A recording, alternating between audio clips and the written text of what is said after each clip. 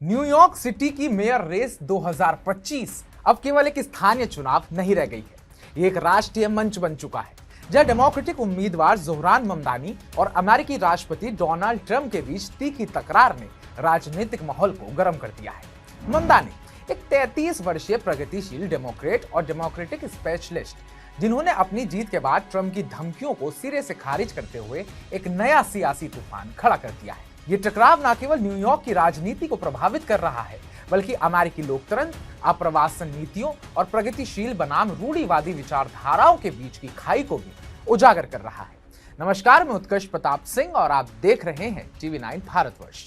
हाल ही में Donald Trump ने Zohran Mamdani को शुद्ध कम्युनिस्ट और पूरी तरह से पागल कहते हुए उन पर तीखा हमला बोला। ट्रंप ने यह भी दावा किया कि यदि ममदानी न्यूयॉर्क के मेयर बनने के बाद इमिग्रेशन एंड कस्टम्स एनफोर्समेंट यानी कि ICE की कार्रवाइयों में बाधा डालते हैं तो उन्हें गिरफ्तार किया जाएगा। इतना ही नहीं, ट्रंप ने ममदानी की नागरिकता पर सवाल उठाते हुए कहा कि उनकी स्थिति की जांच की जाएगी, ये इशारा करते हुए कि ममदानी शायद अवैध रूप से अमेरिका में है। ममदानी ने इस हमले का जवाब देते हुए कहा, मैंने कोई कानून नहीं तोड़ा। ट्रंप की धमकियां मेरे लिए नहीं, बल्कि हर उस न्यूयॉर्क वासी के लिए हैं जो अपनी आवाज उठाने से नहीं डरता। ये लोकतंत्र पर हमला है। ममदानी ने साफ किया कि वे ट्रंप की धमकियों से डरने वाले नहीं और न्यूयॉर्क को एक सेंचुरी सिटी के रूप में बनाए रखने की अपनी प्रतिबद्धता पर अडिग है। उन्होंने ट्रंप के बयानों को सत्तावादी करार देते हुए कहा कि ये न्यूयॉर्क में विभाजन और भय पैदा करने की कोशिश है। चलिए अब आपको ये भी बताते हैं कि ये नागरिकता विवाद आखिर उठा क्यों, कैसे और कहां से।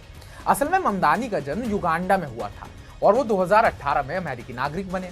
ट्रंप और उनके समर्थकों ने उनकी नागरिकता को निशाना बनाते हुए इसे एक राजनीतिक हथियार बनाने की कोशिश की है।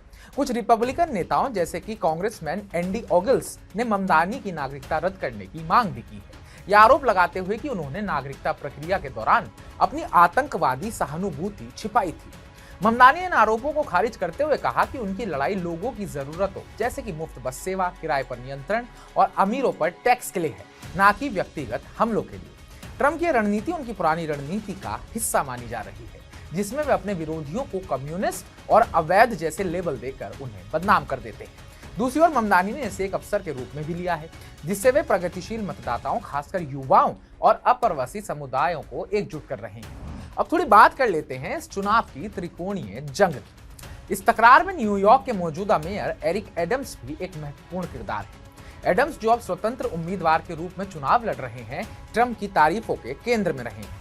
ममदानी ने एडम्स पर आरोप लगाया कि उन्होंने ट्रंप प्रशासन के साथ समझौता करके ICE छापों को अनुमति दी, जिसके बदले उनकी संघीय भ्रष्टाचार जांच को दबाया गया। ममदानी ने कहा, एडम्स का समय खत्म हो चुका है।